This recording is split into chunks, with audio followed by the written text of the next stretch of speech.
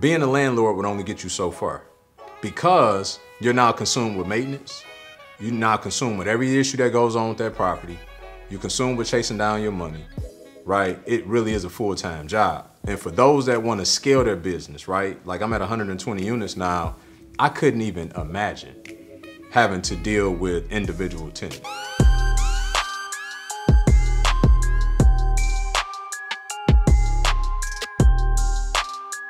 So in this video today, we're gonna talk about property management companies and should you use them, right? I think a lot of people go back and forth about this. Should I use them when I get 20 properties? Should I use them when I got 1 property?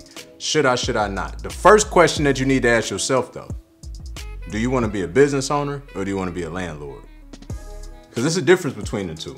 And I've had the privilege of being on both sides, and I say privilege because, you know, early in my career, I bought over 20 rental properties from 2008 to 10. I started investing in 2006, and at that time I didn't know property management companies existed. Right? I know that sounds funny, but I really didn't. I was just being opportunistic. I didn't have any formal real estate education. The market just was so compressed and things were cheap. And what I do have is some common sense. If I could buy this for 10 grand and make $700 a month, sign me up, right? And so I bought many of my properties during the last market cycle, through that methodology. And with that, quickly started to figure pieces out. I think we went to, I don't even know if it was Best Buy back then, but maybe like Circuit City or something. And they had like this landlord kit, that you could buy and upload on your computer. And my wife would go and print out these applications, and we would get with like, I think it was REI Pros or something like that. And you could make these different publications and we put them in the classifieds in the newspapers. I know some of y'all, if y'all young enough, you don't even understand what I'm talking about right now. But we used to market ourselves that way, and then we get this application and we do the semi-background check. And it was really good in my early 20s. That's how old I was when all this was happening. To kind of go through that process and learn people and, just learn the intricacies of that part of it.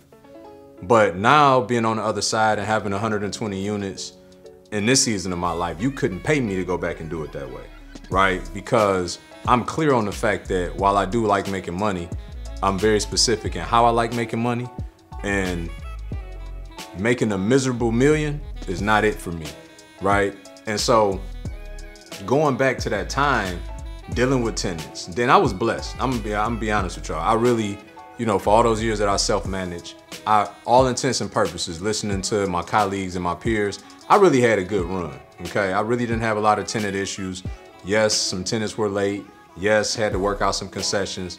But for the most part, I didn't get buried by those things, right? Because I always was able to delineate between personal and business as it pertains to the transactional portion of it. So while I got empathy for you, right, I'm gonna do you the favor, and because you can't pay it, instead of you having this burden every month, I'm gonna relieve you of the burden and just have you go find somewhere else to stay. Because clearly you can't afford where you living anyway. Logically speaking, people don't think logically, right? They think emotionally. So, but when you look at the core of it, you owe me money because you can't afford to pay me. So that means you living above your means. So how about you just leave and go find something cheaper? I get my place back, I go rent it to somebody that can afford it. It's just logical, right? And so what happens though is, for most people, they get emotionally wound up in all of the other stuff that comes along with that, and they feel disrespected, they feel cheated, they feel taken advantage of, and quite naturally, right? That's the human experience when you feel like you've bent over backwards and made concession after concession and all the rest of it. And so the reality is though, being a landlord would only get you so far because you're now consumed with maintenance. You're now consumed with every issue that goes on with that property. You're consumed with chasing down your money, right? It really is a full-time job. And for those that want to scale their business, right? Like I'm at 120 units now. I couldn't even imagine having to deal with individual tenants, right? It's hard enough having, meetings with the management company to talk about the tenants, much less if I had to deal with them directly. And so when you look at it, most, they hem and haw about, I don't want to pay 8%, I don't want to pay 10%. Well, think about it though. If your rents on one of the units is $1,000, you're gonna pay them $100 to deal with all your problems. Like, I want y'all to understand something. I only know one tenant in my whole portfolio, and the only reason why I know that tenant, is because when I bought the building, I found out that he was somebody that grew up 4 houses from me. We were childhood friends. 20 years later, I never saw him. And then all of a sudden I buy this building and he living in it. That's the only tenant I know out of 120 units because I don't want to know any of them. Now, I always want to know what's going on so that I can make the objective decision. So what happens is tenants have issues. My property management company filters that information, makes it digestible, and then presents it to me as the owner so I can make an objective decision on what we should do with said tenant. Okay?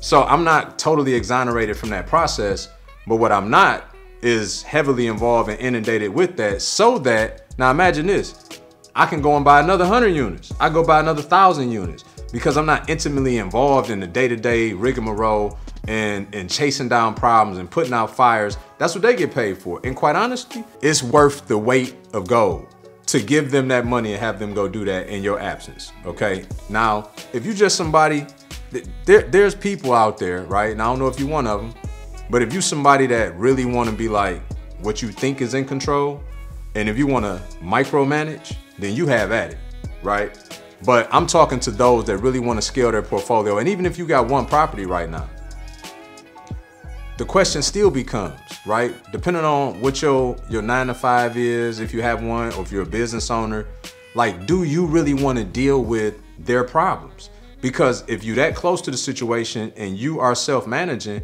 you are dealing with their problems. It's no two ways about it. You're dealing with handyman issues, you know, then the guy went over there and all of a sudden, you know, he wasn't respectful, or at least that's what they say. And then you got to deal with that and address that issue.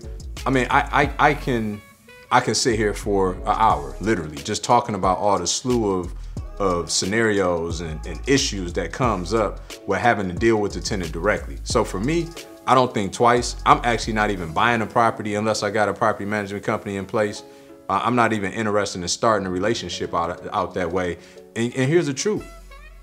I got this saying that let the car washer wash the cars, right? Everybody is a subject matter expert in their own field. Property management companies are way more astute at vetting tenants, sourcing tenants, holding them accountable. Good property management companies, let me put that disclaimer out there. They're much better equipped than I could ever be on my best day because this is what they do every day. They've had training, they've had 10,000 hours, they become a master at this. Let them do what they do best so that you can focus on doing what you do best, which is hopefully sourcing more deals, lining up more money, and expanding your portfolio. If you found this video helpful, please share it with a friend, hit the like and subscribe, and more importantly, turn the notification on so you get notified when I drop more content like this. I'll see you guys in the next video.